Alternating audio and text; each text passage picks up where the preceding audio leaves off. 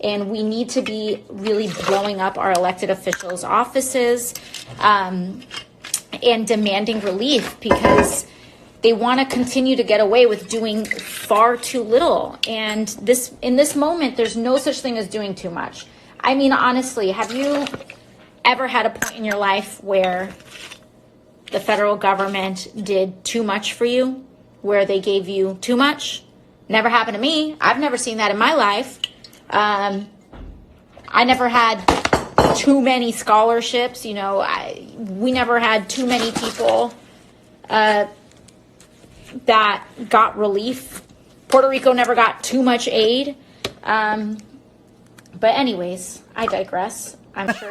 My. AOC does it again. She continues to embarrass herself for all the world to see. This weekend was particularly cringeworthy, so we're going to take a look at her latest gaffes that are just par for the course for her style of grievance politics, and why it only guarantees a massive backlash that's not only alienating her, but the whole of the Democratic Party as well. You're going to love it. Greetings, everyone.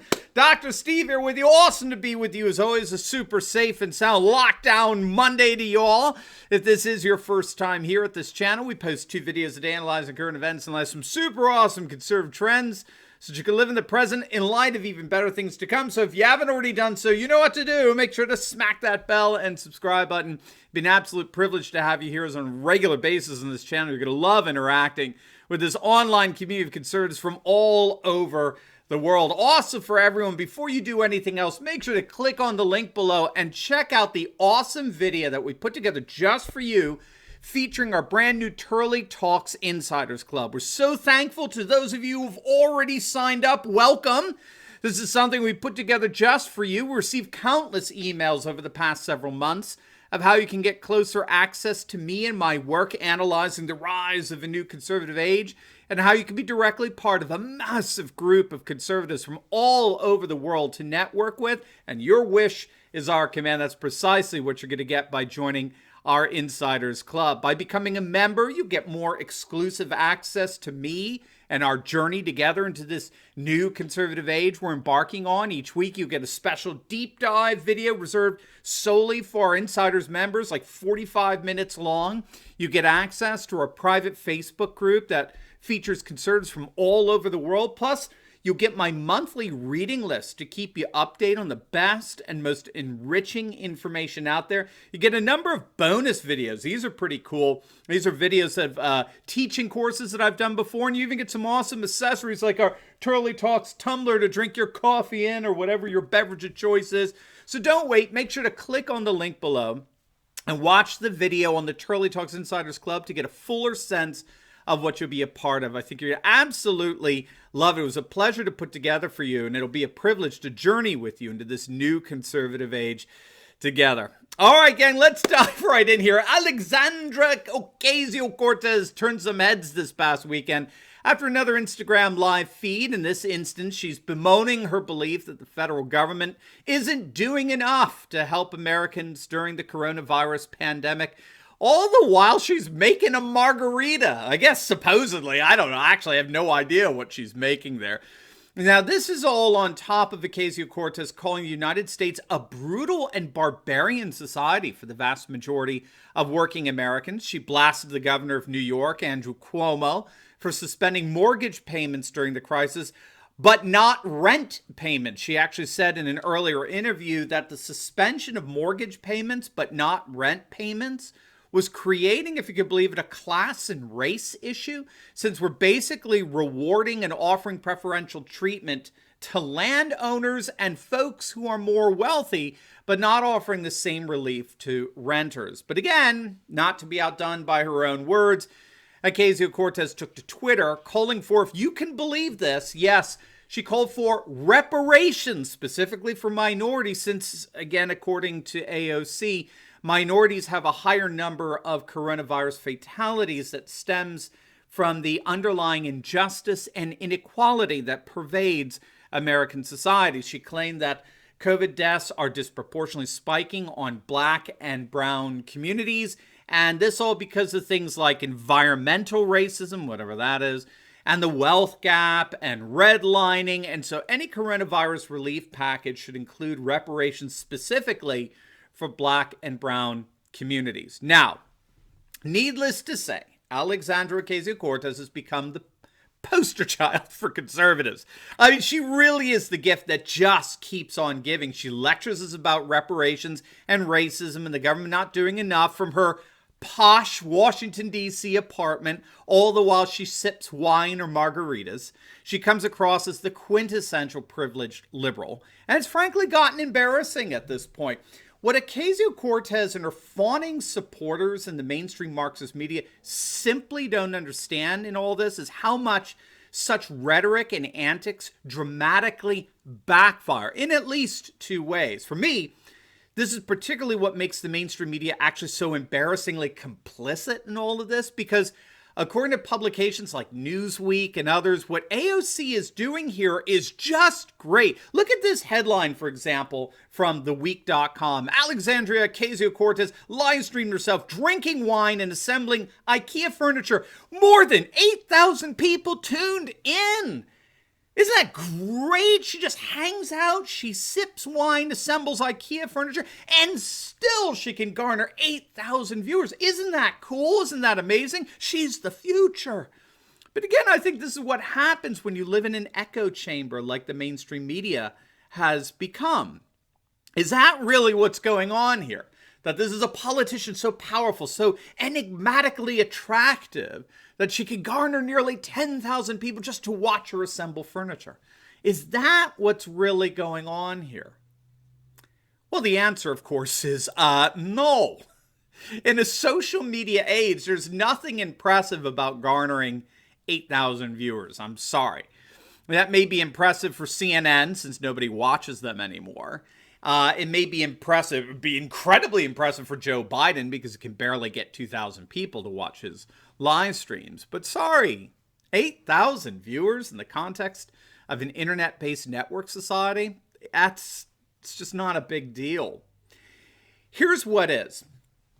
Here's what's really going on. What we're seeing with the rise of Ocasio-Cortez and her reparations, racist rhetoric is that the Democratic Party has officially become the party of what's called grievance politics. Okay, the Democratic Party has officially become the party of grievance politics. Now, we tend to think of the Democratic Party as comprised of identity politics. But given that identity politics is a big topic and can even encompass the political nationalist right, I think it's better here that we talk about grievance politics. Identity politics is bigger than the Democratic Party for reasons I'll show in a moment.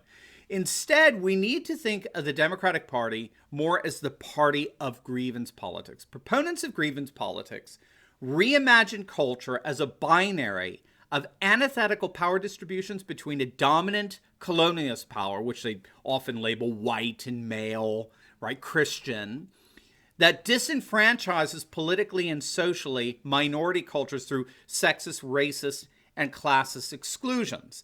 And so grievance activists claim to be the ones who seek to overcome what they consider to be apartheid-like policies of the past by promoting public policies inclusive of the historically disenfranchised. That's at least the rhetoric that we hear particularly echoed and championed by the corporatist globalist media, as we see with theweek.com, which was so giddy.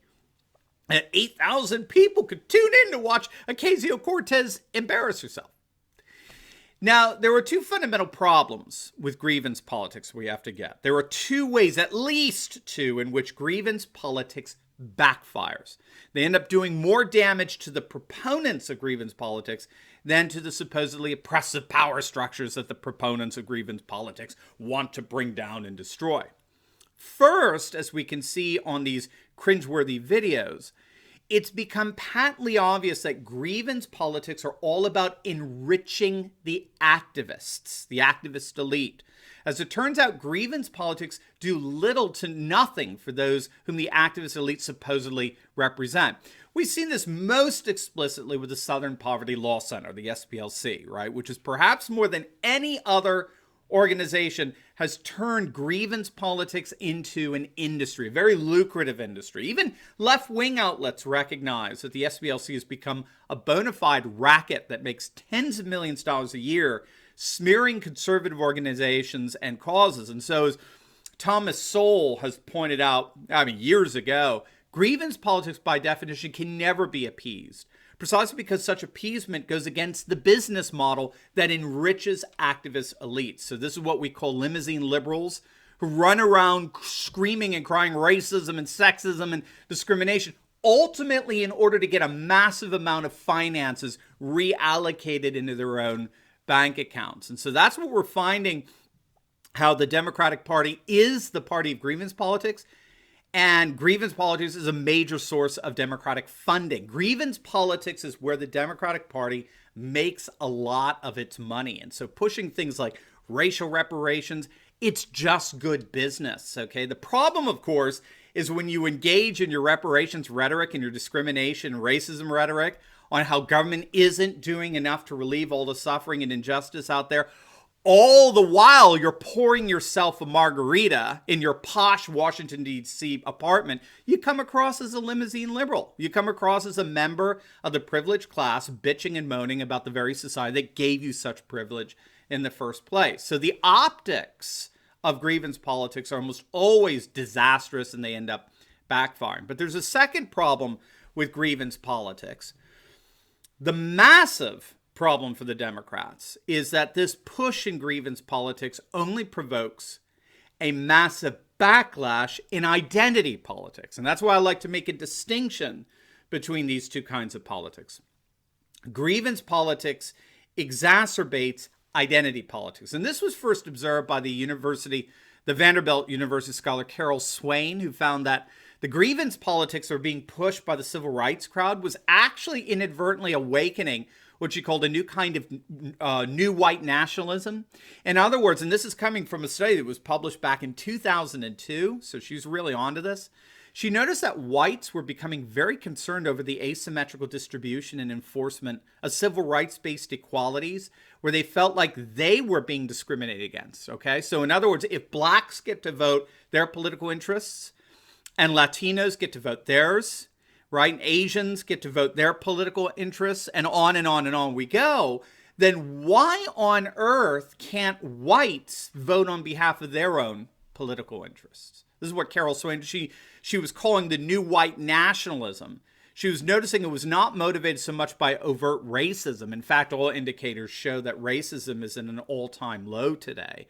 It's not overt racism that's motivating the new white nationalism, she calls it, but rather it's being provoked by what more and more whites perceive as deliberate discrimination against them simply because they happen to be white. And nothing on this planet provokes more of a sense that one is being discriminated against simply because one is white than this whole notion of reparations for minorities. And so the irony in all of this is that Democrats, in pushing the concept of reparations, they're only going to further alienate themselves from the predominant white vote and possibly even other minority votes, which is nothing short, obviously, of political suicide. So this is what makes AOC such a gift to Republicans. Her live feeds and her tweets are continual reminders that Democrats have indeed become the party of grievance politics, which means that they only end up discriminating against white people, all the while they personally enrich themselves. Not a very good political strategy, to say the least. Now, before you go, you will definitely want to check out the video I just uploaded on how there's mounting evidence that the coronavirus may indeed lead to the nation of France leaving the EU. I think you're going to absolutely love it. Frexit may indeed be near. So make sure to click on the link, and I will see you over there. God bless.